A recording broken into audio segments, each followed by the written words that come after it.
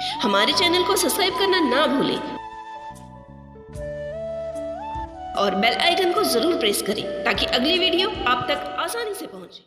स्वागत है आप सभी का आपके अपने YouTube channel study with Sharika में। इस वीडियो के अंतर्गत हम भूगोल की एक पाठ योजना बनती कैसे है इसके ऊपर चर्चा करते हैं। तो आइए देखते हैं भूगोल की पाठ योजना। पाठ योजना बनाते कैसे हैं इसके लिए हम ये देखते हैं।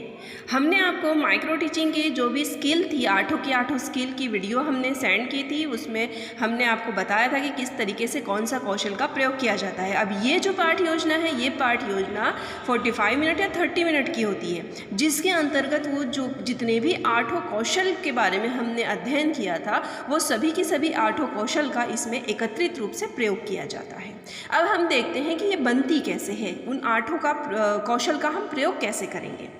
जैसा कि हमने माइक्रो टीचिंग में भी बताया था, उसी प्रकार से सबसे पहले आपको हेडिंग देनी है पाठ योजना क्रमांक। आपका ये पाठ योजना क्रमांक जिस भी क्रमांक का होगा, फर्स्ट सेकंड थर्ड जो भी होगा, वो आपको वहाँ पर पाठ योजना क्रमांक डालना है। उसके बाद में आपकी जर्नल इन्फॉर्मेशन देनी है, मतलब छात्राध्यापिका का नाम, महाविद्यालय का नाम, विषय, प्रकरण, उप प्रकरण, फिर उसी के सामने दिनांक, कक्षा, कालांश, समय, विद्यालय। महाविद्यालय के नाम के आगे आप जिस विद्यालय में अध्ययनरत हैं उस महाविद्यालय का नाम आना है। और इधर जो नीचे विद्यालय लिखा है, यहाँ पर आप जिस स्कूल में आपकी इंटर्नशिप लगी है उस स्कूल का आपको नाम लिखना है।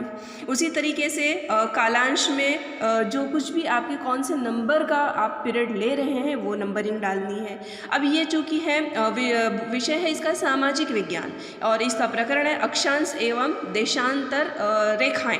अब ये जो टॉपिक है ये भूगोल का भी है, तो इसीलिए ये टॉपिक को मतलब इस लेसन प्लान को हम भूगोल का लेसन प्लान भी कह सकते हैं।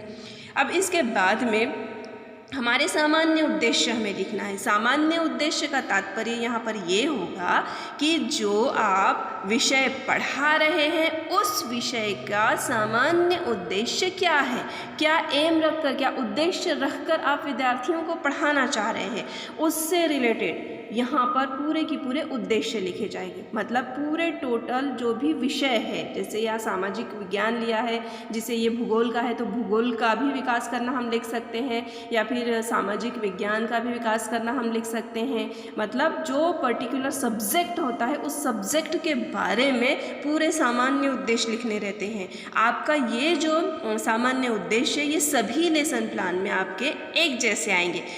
जो भी आप सामाजिक विज्ञान का या भूगोल का लेसन प्लान बनाएंगे उसमें ये पूरे की पूरे जैसे कि तैसे कंपोनेंट्स लिखे जाएंगे। सामान्य उद्देश्य जो है ये उसके सामान्य उद्देश्य लिखे जाएंगे। ये देखिए पूरे की पूरे सामान्य उद्देश्य आपको जैसे कि तैसे हर इसमें लिखना है। हर आपकी पाठ योजना जो भी बनेगी वो पाठ योजना में आपको लिखना है। जैसे विद्यार्थियों में सामाजिक नागरिकता का विकास करना, ये वाला यहाँ पर लिखा है। अब सामाजिक नागरिकता का विकास करना सामाजिक विज्ञान से रिलेटेड है, इसीलिए यहाँ पर ये पॉइंट लिखा गया है। इस तरीके से आपके सारे के सारे जो विशेषताएं हैं, उद्देश्य है, वो उद्देश्य लिखे जाएंगे। साधारणतः सामान्य उद्देश्य 15 होते हैं जो कि विशिष्ट सब्जेक्ट से रिलेटेड होते हैं। उसके बाद में आपका अगला पॉइंट आता है विशिष्ट उद्देश्य।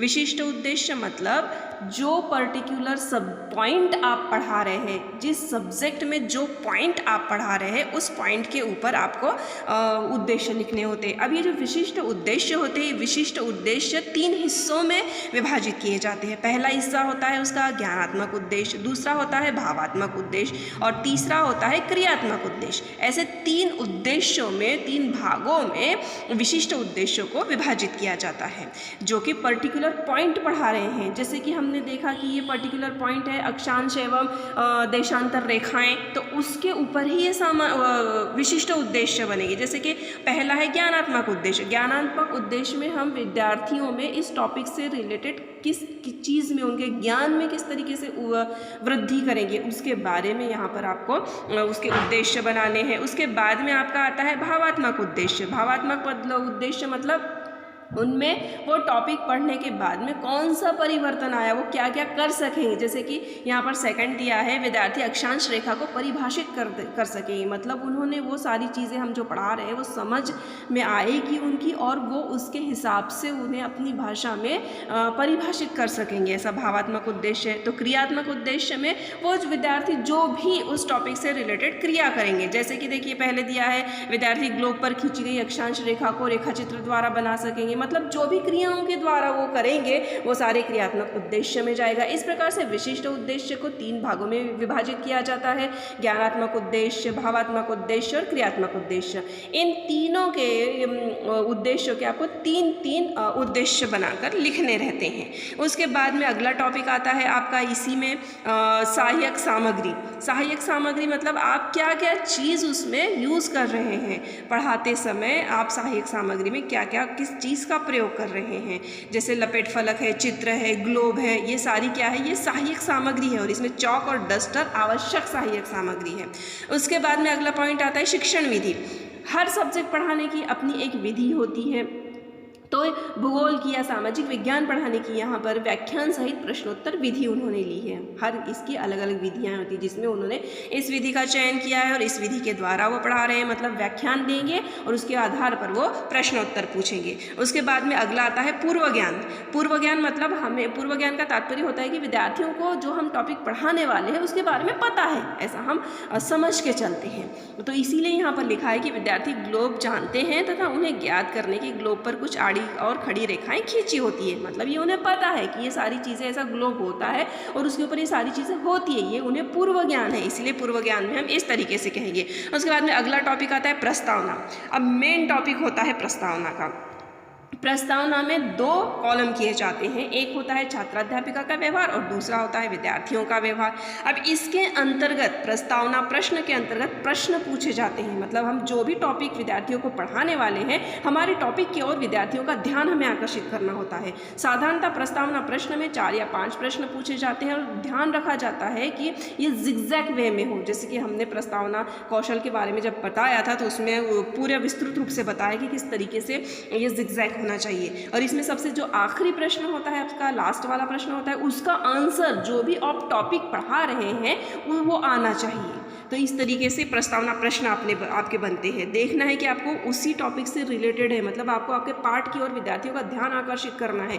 जैसे कि पहला ही इन्होंने क्या किया कि कक्षा में चित्र दिखाया और चित्र दिखाकर उन्होंने प्रश्न पूछा कि ये चित्र किसका है। अब विद्यार्थी ये जानते हैं कि चित्र किसका है, उसी के आधार पर उन्होंने कहा कि यह चित्र ग्लोब का है। फिर यह चित्र ग्लोब का है यह बताते हुए उनका अगला प्रश्न आया और उस प्रश्न का उत्तर के आधार पर फिर उनका तीसरा प्रश्न आया। तीसरे प्रश्न के उत्तर के आधार पर उनका चौथा प्रश्न आया। मतलब उन्होंने क्या किया चौथे प्रश्न में कि इन आड़ी और खड़ी रेखाओं को क्या कहते हैं। अब ये कौन सा है, समस्यात्मक प्रश्न हो गया। मतलब यहाँ पर विद्यार्थियों को बोलते नहीं आ रहा, आंसर नहीं देते आ रहे, क्योंकि उन्हें नहीं पता है कि आड़ी और तिरछी रेखाएं क्या होती है। इसीलिए उसके आगे लिखा गया है समस्यात्मक प्रश्न और उसके नीचे लिखा गया है छात्र निरुत्तर, मतलब उन्होंने कोई आंसर नहीं दिया है। प्रस्तावना प्रश्न बनाते समय एक बात ध्यान देना है कि जहां पर आपका प्रश्न खत्म हो उसकी निचली लाइन पर आपको आंसर लिखना है और दूसरा प्रश्न उसकी निचली लाइन से शुरुआत करना है। मतलब इस तरीके से जिगजैग वे में आपकी आती है। फिर जब आप विद्यार्थी आंसर नहीं दे पाते उसके बाद में आपका उद्देश्य कथन आता है। उद्देश्य कथन में फिर आप कहेंगे कि आज हम ग्लोब पर खींची इन आड़ी और रेखाओं का अध्ययन कर सकेंगे। देखिए यहाँ पर उनके सब्जेक्ट का या पॉइंट का जो भी वो पढ़ाने वाले हैं उसका खुद ब खुद उसका आंसर आ गया। मतलब जो उन्होंने प्रश्न पूछा था तो आंसर उनका टॉपिक आ गया। इस तरीके से आपको उद्देश्य कथन बनाना है। मतलब इस तरीके से आपका प्रस्तावना प्रश्न बनने चाहिए। उसके बाद में अगला कॉलम आता है आपका प्रस्तुतिकरण का। प्रस्तुतिकरण मतलब अब आप पढ़ाने वाले हैं। इसमें 3 घटक बनाए जाते हैं, 3 प्रकार कॉलम किए जाते हैं। पहला होता कॉलम है शिक्षण बिंदु, दूसरा है छात्राध्यापिका का व्यवहार और तीसरा है विद्यार्थियों का व्यवहार। अब शिक्षण बिंदु में पहले मतलब आप प्रस्तावना करोगे, आप बताओगे उसके बारे में कि क्या क्या चीज़ है। अब आप जब प्रस्तावना कर रहे हैं तो शिक्षण बिंदु में प्रस्तावना लिखा जाएगा और जो कुछ भी आप मुख से बोल रहे हैं उस टॉपिक से रिलेटेड वो सारा की सारा छात्राध्यापिका के व्यवहार में लिखा जाएगा। जब आप बोल रहे हैं उस समय विद्यार्थी सुनते हैं, इसीलिए विद्यार्थियों के व्यवहार में लिखा जाएगा कि विद्यार्थी ध्यानपूर्वक सुन रहे हैं। अब जो भी आप पढ़ा रहे हैं आगे चल के अक्षांश रेखा के बारे में बताया गया, इसीलिए शिक्षण बिंदु के कॉलम में अक्षांश रेखाएं आई। और जो भी आप उसका विश्लेषण कर रहे हैं वो छात्र अध्यापिका के व्यवहार में आया। यहाँ पर भी विद्यार्थी सुन रहे हैं, क्योंकि जब तक आप विश्लेषण कर रहे हैं विद्यार्थी सुनते हैं। अब विश्लेषण करने के बाद में यहाँ पर प्रश्न पूछा गया है उनसे, और उस प्रश्न का आंसर जब विद्यार्थी ने दिया तो विद्यार्थी के कॉलम में लिखा गया। अब जब विद्यार्थी आंसर देते हैं तो उनको प्रोत्साहन करना होता है, उनको और उत्साह बढ़ाना होता है। इसीलिए यहाँ पर शिक्षिका ने कहा कि शाबाश, बहुत अच्छे। इससे क्या होगा कि विद्यार्थी का आत्मविश्वास बढ़ेगा और वो आप जो भी अगला प्रश्न पूछेंगे उसका आंसर देने के लिए रेडी रहेंगे। देखिए फिर उसके बाद में अगला प्रश्न पूछा गया है और अगला प्रश्न का फिर आंसर आया है। आपको ध्यान देना है कि हर पेज के ऊपर आपके ऊपर जो भी आप कॉलम के नाम दे रहे हैं वो हर पेज के ऊपर आना चाहिए, जैसे कि शिक्षण बिंदु, छात्र अध्यापिका का व्यवहार, विद्यार्थियों का व्यवहार। देखिए उसके बाद में प्रदर्शन किया गया, मतलब ये जो है ये यहाँ पर ब्लैक बोर्ड के ऊपर उन्होंने डायग्राम निकाली। अब जब आप ब्लैक बोर्ड के ऊपर वर्क कर रहे हैं तो इस कॉलम में छात्र अध्यापिका के व्यवहार के अंतर्गत आपको ब्लैक बोर्ड लगाना है, ब्लैक बोर्ड ब्लैक शीट लगानी है और उसके ऊपर जो भी आप डायग्राम निकाल रहे हैं, ब्लैक बोर्ड पर निकाल रहे हैं, वो लगानी है। और उसके नीचे आपको इंडिकेट करना है, लिखना है कि छात्र अध्यापिका के द्वारा शामपट पर अक्षांश रेखाओं का चित्र बनाया गया। जो भी आप वर्किंग कर रहे हैं वो सारी चीज़ें उस पर लिखनी है। अब जब आप शामपट पर चित्र बना रहे हैं तो विद्यार्थी वहाँ देख रहे हैं, इसीलिए यहाँ पर देख रहे हैं लिखा गया और फिर उसका विश्लेषण किया गया। फिर उसके आधार पर देखिए प्रश्न पूछा गया। फिर ऐसे ही सारी आपको लिंक बनानी है, इसी तरीके से आपको बनाते चलना है। और देखिए लास्ट में भी आपका शिक्षण बिंदु आ गया, छात्र अध्यापिका का व्यवहार आ गया, विद्यार्थियों का व्यवहार आ गया और सबसे आखिरी में आपको कंक्लूडिंग सेंटेंस करना है, मतलब आपने जो पढ़ाया उसके बारे में आपको सारांश में बताना है कि इस प्रकार आज हमने अक्षांश रेखाओं के बारे में पढ़ा और उनकी विशेषताओं को जाना। आपको लास्ट में आपका कंक्लूडिंग सेंटेंस लिखना ही होता है। और ये प्रस्तुतिकरण के आपके ये सारा कॉलम खत्म हो गया। उसके बाद में आपका अगला टॉपिक होता है पुनरावृत्ति प्रश्न। पुनरावृत्ति प्रश्न मतलब जो कुछ भी आपने पढ़ाए हैं वो पढ़ाने के बाद में आप विद्यार्थियों को फिर से क्वेश्चंस करते हैं। ये 2 या 3 होने चाहिए बस। उसके बाद में आपका आता है कक्षा कार्य।